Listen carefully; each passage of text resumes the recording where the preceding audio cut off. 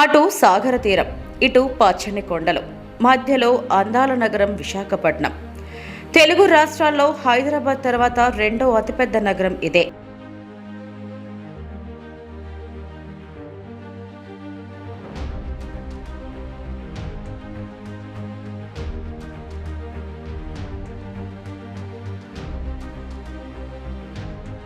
ఈ నగరం ప్రకృతి అందాలకు పెట్టింది పేరు. కానీ అక్రమార్కుల పుణ్యమా అని అందమైన ప్రకృతి నాశనమవుతుంది. ముఖ్యంగా గ్రావెల్ మాఫియా పచ్చటి కొండలను సైతం తొలిచేస్తుంది. ప్రైవేట్, ప్రభుత్వ స్థలాలను కబ్జా చేసే భూ రాబందుల దృష్టి పచ్చటి కొండలపైన పడింది. రాత్రి అయితే చాలు, జేసీబీలతో కొండలను తవ్వి లారీలతో దర్జాగా మట్టి, రాయి తరలించుకుపోతున్నారు. ఆ తర్వాత అక్కడ నిర్మాణాలు చేపడుతున్నారు. విశాఖలో ఇంత జరుగుతున్నా రెవెన్యూ అధికారుల జాడ మాత్రం కనపడదు. ఇంతకీ కొండను తవ్వి ఇళ్ల నిర్మాణాలు జరుపుతున్నది ఎక్కడో కాదు, భీమిలి సాగర తీరానికి ఆనుకుని ఉన్న తిమ్మాపురం ప్రాంతంలో.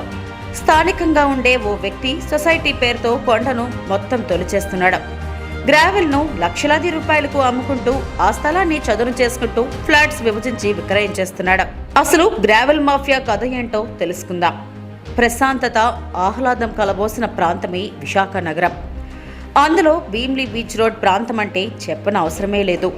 ప్రకృతి ఒడిలో ఉన్నట్టే ఓవైపు సముద్రం, చుట్టూ పచ్చటి కొండలతో భీమ్లీ ప్రాంతం ఎంతో అందంగా ఉంటుంది.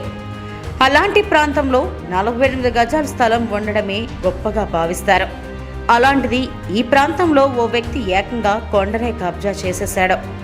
కొండను తొలిచేసి సొసైటీ పేరుతో ఇళ్ల నిర్మాణాలు చేసేశాడు. The Visakhapatnam town fisher women dry fish cooperative society limited కు రెవెన్యూ అధికారులు స్థలాలు కేటాయించారని చెప్పుకుంటూ కొండను సైతం తవ్వేస్తున్నాడు.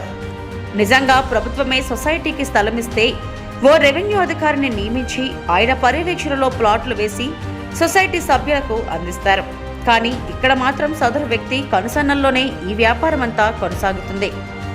రాత్రి సమయాల్లో, ఇతర సెలవు దినాల్లోనూ యథేచ్ఛగా కొండను తవ్వి గ్రావెల్తో లక్షలాది రూపాయలు సంపాదిస్తున్నాడు.